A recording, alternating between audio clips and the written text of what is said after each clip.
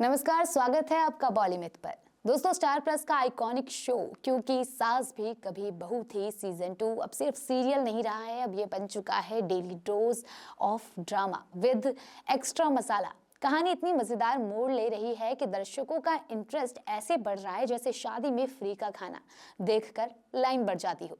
स्मृति ईरानी के इस शो में अब तक आपने देखा कि मिहिर और तुलसी पूरे परिवार के साथ बाप जी के घर शादी अटेंड करने लौट रहे होते हैं, लेकिन जनाब तुलसी का मूड ऐसा होता है जैसे किसी ने शांति निकेतन नहीं, शांति और निकेतन में टेंशन पैकेज पकड़ दिया हो।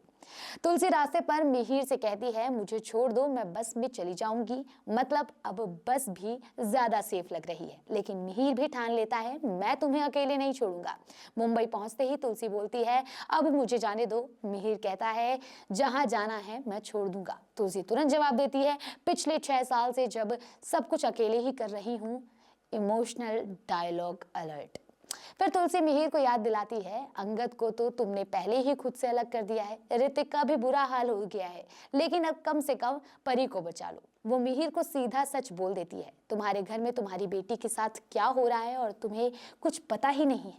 ऊपर से तुलसी ये भी कह देती है, मेरे साथ जो किया वो नैना के साथ मत करना। मतलब एक गलती काफी होती है मिहिर बाबू। उधर रणविजय फिर अपने असली रंग में।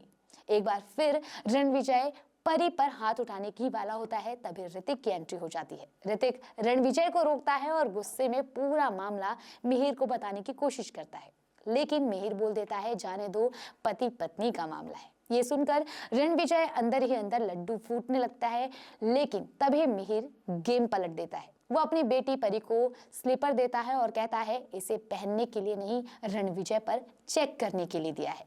और फिर वो डायलॉग आता है जो पूरे एपिसोड को बॉस लेवल सीन बना देता है, ये तुझे मारता है ना, तू भी मार इसे, जितना चाहे मार, कोई तेरा हाथ नहीं रोकेगा। मैं चाहता हूँ मेरी बेटी स्ट्रांग बने, कमजोर नहीं। परी जैसे ही स्लीपर उठाती है तभी उसकी बेटी आकर बोलती है, मम्मा बस।